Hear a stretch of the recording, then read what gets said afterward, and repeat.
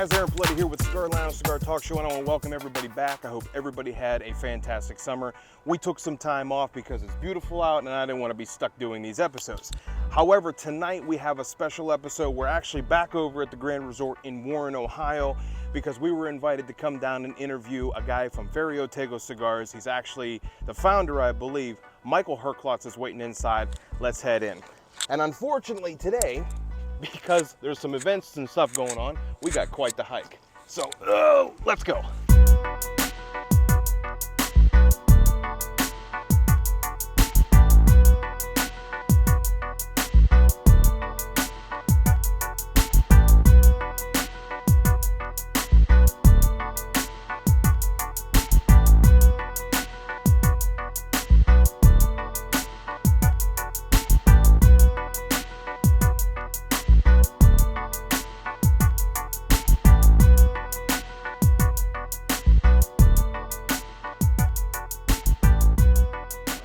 Hey guys, after a long hot walk in here, finally get to sit down with Michael. Michael, I appreciate it. Bro, appreciate it. I appreciate your time, man. So I gotta say, I was dying to actually meet you because I'm gonna start this interview off in one way. We're both drummers. We are both drummers. That And is an intimate relationship, bro. Right there. That's like being part of a fraternity. So when I found that out, I was like, okay, I got to get this cat on camera. And actually, Jovan was like, "You're coming out tonight, right?" And I said, "Oh yeah, I'm coming out to this, absolutely." Especially when I found out you're a drummer.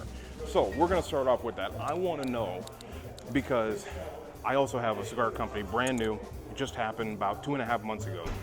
But I've noticed that most musicians who are artistic are the ones you find in this industry. Because what is cigars? It's just another form of art. Yeah. I was also a chef in Las Vegas. So crafting flavors, crafting dishes, that's the same thing we do here. So I want to start off with this. How did you go from being a drummer to now doing cigars? I started them both really at the same time. I went to Berklee College of Music in Boston, and I never smoked before. My college roommate, one of them was a kid from Pittsburgh, and we would take a different walk through Boston, and one day we walked by a cigar bar, and he said, "Hey, let's go in." I was like, "Look, bro, I don't smoke. I have no money. I'm a lifelong asthmatic. Like, Right. none of what happens in there jives with me. So Right. no." And he walked in anyway. So I'm like, "All right, let's go." And I walked in that door, bro, and it was like,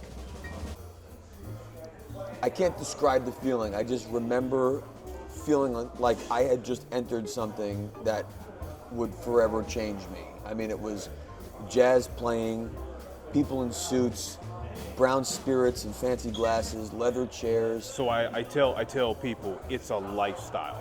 Cigars is a lifestyle. Yeah, but also time and place. It was 1998. I mean, that was like right at the top of the cigar boom before things started Yep, 90s coming is down. when that cigar craze was in. So it was just wild, and I remember, so he picked out a cigar, cut it, lit it. I did not, but he let me taste it. And I remember it was a flavor I had never tasted, in a medium I had never experienced because I never smoked, in an environment I had never been in. And all I knew after that was I was going to repeat that experience at some point. But I was a broke college student, so I couldn't afford the hobby. So I quickly found a retail opportunity so I could get a job in retail, that I hoped would give me a discount. Cigar retail. So then I could at least get a discount and try more cigars and get more into it while I was pursuing my career in music. And so it was sort of this, cigars became the hobby of discovery that frankly I lost from the music side because music became a professional pursuit. Right. And so music was no longer the break, music was the work. And so cigars became the break. So even though it was work, it was a great break to try new things and be part of that world. And so I did that all through Boston. When I graduated 2002, I moved to New York City, which was always my plan to move as a musician. And I got a job at Davidoff on Madison Avenue doing retail sales. I basically, when I moved to New York, I was pursuing music, but I was fully employed within the cigar world. And I knew that I loved cigars so much, I couldn't imagine not being in the industry, which is crazy, having pursued music all those years. And so I just made a commitment to myself that I was going to work as hard as I could in both disciplines and do whatever I could to say yes to every opportunity that presented itself, whether it was cigars or whether it was music. And I had a lot of incredible musical opportunities, but I ended up having more incredible cigar opportunities that just kept snowballing into more and more opportunities, and that was it. That's what started your journey. Kept your journey going. See, when you said that, about music, I'm going to agree with you on that. When I was playing music, when my band first started, I had a recording studio in Las Vegas. I had my band going. It was fun. We were having a good time. The moment we got signed, the moment it became a job, that's what it felt like. This has never felt like a job to me. Smoking cigars, doing blends, that has never been a job. That is fun. That is the one thing I love about this, is you can take this even farther. And in some of the interviews that I've watched before even getting in here with you, is you can tell you love this. Now, I do want to know, because I have actually opened this sampler, but like yourself, I am also a tobacconist. Yeah, man. And I do my book, which everybody who's seen this show knows. I have my book, so I'm actually on my 4th one.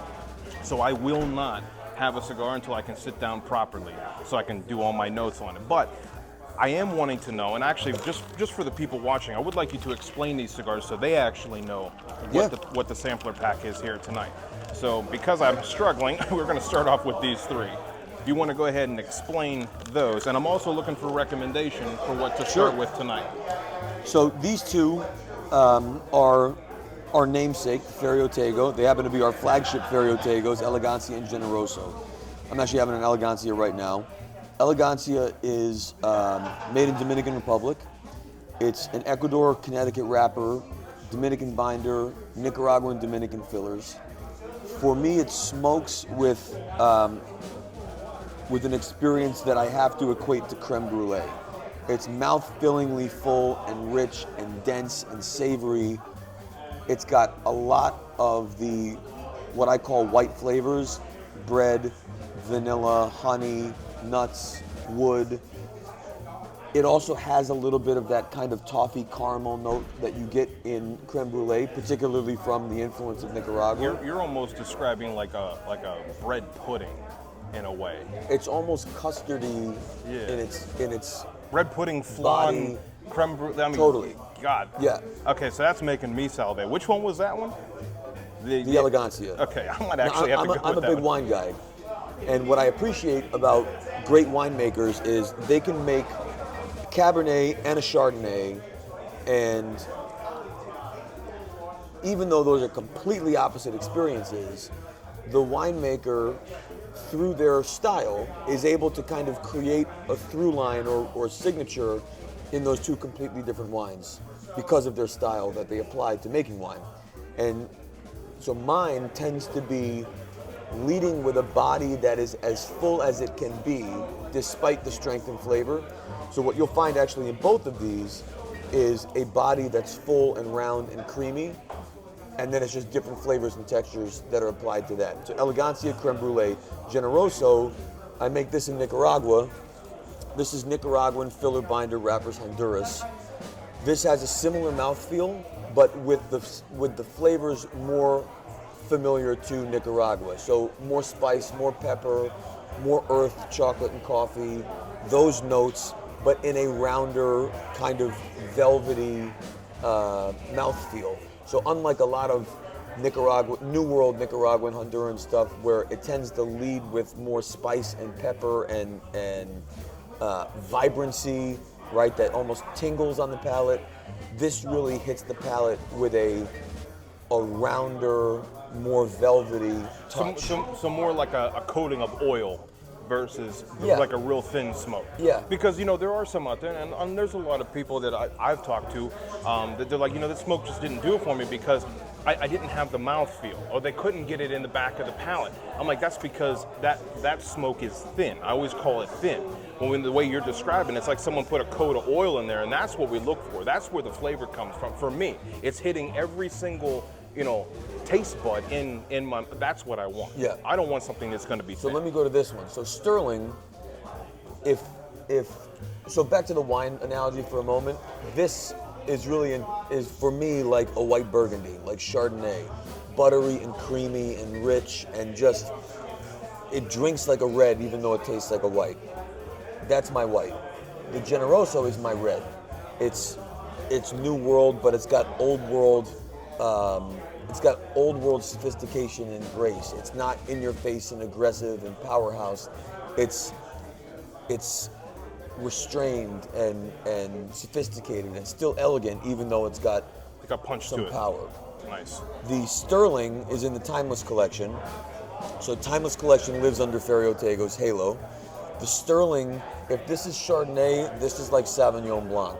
It's a touch brighter, it's a touch lighter, but it's still super buttery, super smooth. It's as creamy gets without adding that Nicaraguan influence here. So this is the Dahlia, which is the Lonsdale, and it's so elegant and graceful. It's one of my absolute favorite single cigars, this blend, this size. It makes me wonder, what on earth were you eating when you blended these? Probably not much, to be honest with you. Because it's nothing but food, and I don't know if I'm hungry or if I just want my smoke. Oh man, it's so... But this is the best I've ever heard cigars being broke down. So I'm gonna thank you for that now. But let's continue, because we got two more here. So now let's go to Panamericana. Okay. So Panamericana is made in Nicaragua. This is a very hip blend. Wrapper is Ecuador, Sumatra. Binder is Nicaragua. Filler is Nicaragua and Costa Rica. Costa Rica by itself is frankly unsmokable. It's very salty, both in its taste and in its behavior. So when you smoke Costa Rican solo, it makes you pucker, it makes you salivate. It's got this kind of like metallic minerality that is just disgusting by itself. However, so is salt, and True. You're a chef. Salt is in almost every single dish we make. Have to. So the idea is, how do you use salt thoughtfully to make the dish better without it being salty? Right? That's just enough to enhance the flavors. enhance and extract. Make you salivate and taste everything on the plate taste better. That's what the Costa Rican influence does here. So it creates a salinity that makes you salivate and extract out nuances from the Nicaraguan fillers that you would not necessarily detect in a Nicaraguan Puro. It does what salt does on a dish thoughtfully. So this is crazy complex. Like when I think of this, I think of an incredible piece of Wagyu where the only thing you are gonna do is a little fleur de sel and get that on fire. That's it, right? I mean, Right. no sauce, no tenderizer, no marinade. Let no the natural flavor speak for itself. That's it. But you need the salt to let it speak, right? The salt is the microphone. That's it. Costa Rica is the microphone for Nicaragua in this blend. And it just makes it unctuous and delicious. It's like a meal. Well, I gotta wipe the drool. Yeah. I'm starting to drool. And then last but not least, this is dessert. So this is from the Metropolitan Selection. This blend dates back to 1994. It's all Honduran, creamy, medium bodied at tops, but it's also specifically sweet on the cap. So there's nothing in the filler that is unconventional, but a little bit of simple syrup-like substance on the cap creates an immediate sweetness on your lips, but nothing delivered to your palate other than a very traditional mellow blend. Now so that makes me a little bit nervous. One, because I'm not a huge fan of Honduran. Most of my viewers know that. But sugar dipped, or I call it sugar dipped cigars, they're normally overdone. This is not overdone. It's a subtle sweetness. It's only on the cap. It's not on the filler. And it's not dipped. It's actually literally just applied to the cap. So Okay. and if you don't like it, you can cut a 1/4 inch off. Just make sure that it doesn't unravel Right. and the sweetness is gone. No, I was just curious because. But I would also say, you said that you're not a fan of Honduras. What I would say is that might be the case of New World Honduras, but this blend was created in 1994, and it's our job to preserve that experience. So this is a very mellow, creamy, smooth cigar that I think to just to a palate, there's nothing recognizable or distinct about it that you would associate with Honduras. Okay, so I think the problem that I have with Honduran tobacco is exactly what you just said. My issue is sometimes they just don't do it correctly. It could not be fermented enough. I mean, whatever the case may be. And I'm not going to say the maker, but there's a specific line of cigars that the Honduran just doesn't make me feel good. So I stay away from it. And I can never figure out what it is. Well, it's left a bad taste in my mouth with Honduran tobacco. So I'm actually Here's what I would tell wanting you. to try this one now. I know a lot of people that say they don't like Mexican food, Shame on them. but it's because they had bad Mexican food, Yep. or it Bad wasn't actually experience. Mexican food at all. I think you had poor cigars that weren't using great tobacco, regardless of where they're made. Great cigar is a great cigar, regardless of the wrapper, binder, filler. At the end of the day, who cares, frankly? That's it. Where's the wrapper from? Who cares? Cut it, light it, smoke it. Zoom out from trying to zoom into all these details and just cut it, light it, and enjoy it. I'm telling you, that cigar, I'm not a big fan of sweet cap cigars for exactly the same reason you stated. I don't like sugar in my coffee. I don't eat a lot of desserts. I'm not a sweet flavor guy, but this is just sweet enough that it's really a delight. So here's what I'm going to do. I actually have a studio episode that I'm going to be filming in a couple weeks. I'll put this one on that episode. Give it time to sit in my humidor, and then I'll bring it out. Very interesting breakdown of your cigars. It's almost like you literally designed a menu and then put tobacco to fit that. And that's a fantastic way of looking at it. Yeah, but the way you opened this conversation was, there's so many musicians and creative artists that have found their way here because this is just another art. I mean, you can look in the culinary arts, in music arts, fine arts, literary arts. This is art. You look in culinary, you look in wine, you look in cigars.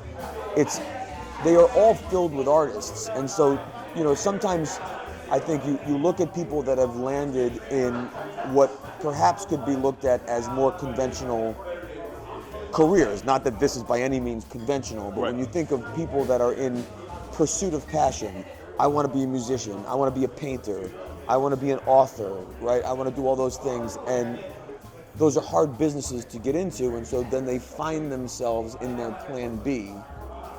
Often their plan B is in fact just a different expression of their plan A. And that's my world. I wanted to be a drummer because I loved performing. I loved, I'm a jazz guy. So I most of my stuff was like small combo, some big band, but mostly small combo stuff. And so that's an intimate relationship. You got bass player, piano player, drummer. You're in a very intimate, high impact opportunity of not just creativity, but trust and dependence and dialogue that is intense in the moment. And honestly, that's exactly what I'm doing every day in this business. Yeah, you're not lying about that, especially when you do, like I did scat jazz. I'm actually a saxophonist. Okay. So there's an immense amount of trust. Now, you hit it dead on with that. Matter of fact, I was listening to Dave Cause on the way over here. So I'm all about it, man. This is a cat you want to get to know here. So before I end with my normal, which is tell me anything you want to tell me about new releases, things like that, I'm always curious where people get the name for their company. Yeah. Ferio Tego. Ferio Tego. Where? Made it up. No. Wouldn't surprise me, honestly. Ferio Tego, so my last name, Herklots, it's a Dutch surname, so my dad's side is on the Herklots lineage side is Dutch. And our coat of arms for the family, it dates back to the 1600s. In the shield is the image of Hercules striking the Hydra, which is the image that's on the band, which is here. And then you got a ring of it too. Just below that shield is the words Ferio Tego. So in the context of the image of Hercules striking the Hydra, it is Hercules striking the Hydra and disposing of the evils of the Hydra. So the strike and dispose definition or translation is the way the Herklots family tends to apply it to the coat of arms. Strike and dispose doesn't sound as good for a premium cigar company, but it's Ferio Tego is also used in some military contexts, and in those contexts, they use a different translation of Tego, which is to defend. So we use the translation strike and defend for our translation of Ferio Tego. There you go. But it comes from the Herklots family coat of arms. There you go. See, I'm always interested in where people come up with names, and it's all part of that artistic creation. Okay, and actually, I want to comment on something you said earlier. You know, people find themselves in Plan B, but Plan B is just an extension of Plan A. You're 100% right. I went to school to be a chef. Yep. I went to multiple schools, multiple degrees, whether it was culinary, baking, you know, healthy cuisine, whatever. Well, now I'm into cigars, but then I was into wine. Like, I don't care what it is. I suppose what I thought when I was a kid was I wanted to get into cooking. No, I just wanted to get into an artistic career. So you hit it dead on with that. I mean, we are notoriously, as disciplined as we are as artists, we're also undisciplined when it comes to attention, right? I mean, we don't just do one thing. As an artist, it's constantly about evolution and getting wider and getting deeper. And, you know, that's, as an artist, you tend not to go this way. You tend to go this way. And so I think that's what causes us to fall in love so easily with these other things and be drawn down another rabbit hole that takes us potentially away from that Plan A discipline. But all we're doing is following our hearts in the moment, saying, here's another thing that I think I love, and let me go explore it, because that's the way we work, you know? Yep. No, you hit it dead on, and very well broke down too. One of the more interesting interviews that I've done. I appreciate you giving me your time. But before we end this particular segment, because I am dying to smoke these cigars, there's several of your brands up on the table, which we already got some footage of that. Is there anything up there that is not in this sampler, or anything that people need to be looking out for? So there are 4 blends in the Timeless collection and 5 blends in the Metropolitan selection. You can go to feriotego.com and learn all about those, no problem. Ferio Tego, we talked about Elegancia and Generoso, which are annual limited releases. We just released a core line for Ferio Tego called Suma, and that is, it's made in Dominican. It's an Ecuador Corojo wrapper, Ecuador Sumatra binder, and Nicaraguan Dominican filler. And Suma translates to a sort of synthesis of the body of work to date. And so Suma, for me, that blend really is a true culmination and representation of my work making cigars over the last, let's say, for the last 12 or 15 years. And particularly within Elegancia and Generoso, Suma fits magically in the middle. It's like pure fudge. It's decadent, it's mouth-filling once again, it's viscous, but it has this decadence from the Nicaragua of that cocoa and espresso and leather and earth, but not in that sweet way, but in the savory way. And it's a delicious blend. They're in boxes of 10. They're absolutely amazing. They've been in market about 3 weeks now. So Ferio Tego Suma, it's not in the bag, but it is available, and I hope you all will go out. Brand new. It is brand new. Brand new. And it's delicious. We will put the website caption on the screen, straight from the mouth of the guy who made them. Michael, I appreciate you. I appreciate you, and I appreciate you guys. And if I can ask one favor, we're a new business, and we're growing, and there is nothing more valuable to us than to be able to see people enjoying our products. And there's nothing more important to growing a business than when you share a truly authentic endorsement for a brand that you love. And a lot of times we tend to amplify the trophies. We tend to amplify things that we think other people love so that we get more likes and comments and engagement.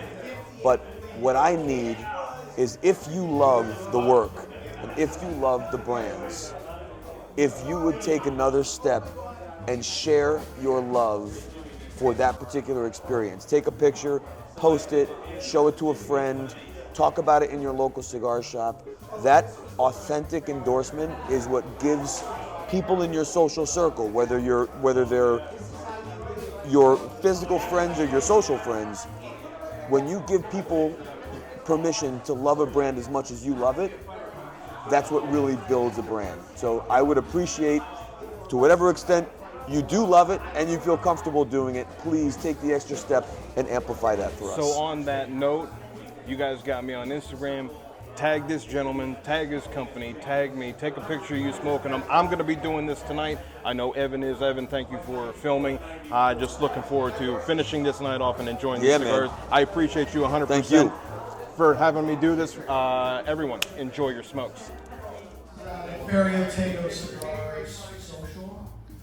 Thank you for coming. Appreciate the regulars who come all the time. What you guys came for is these great cigars that we have from Ferio Tego. We have Michael Herklots here, and I really appreciate him making the time to come and talk about the brand, and even also pick his brain at the end. But he's just going to give you a little bit of history of Matt Sherman and Ferio Tego and how he got into the cigar industry. Thank you. Thanks. Oh, that's loud. Sorry about that. Thanks very much for coming, and I'm going to make this quick. My name is Michael Herklots. I own a company called Ferio Tego. Ferio Tego has been in business just since 2020, in market since 2021. But I've been in the premium cigar industry since 1999, so it's been a hell of a fun run. You know, this industry is an awfully special one, and I think it's a hobby that clearly means a lot to all of you. It's something that is so completely misunderstood by so many, and yet when you find someone that appreciates something that's so misunderstood, it really creates a connection that I think is far beyond talking about sports or talking about cars. And so I'm really grateful to be in a room like this with folks that really appreciate the uniqueness in premium cigars. I appreciate your attention. I appreciate you trying my work. I hope you enjoyed it. And if there's questions, I'll be around. I'd be happy to answer them. But I'd like to raise a glass to this place because let me tell you, I travel all over the country and I smoked a lot of cigars in a lot of places.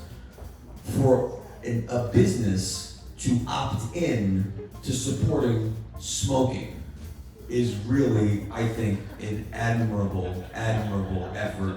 And so this is, I've been in a lot of cigar bars. This is a very unique place. I hope you all realize how special this is, because I live in New Jersey and we don't have shit compared to this. This is magnificent. So thank you for doing these events. Thanks to Havana House for your support. Salute, Ferio Tego, I appreciate you all very much. Thank you.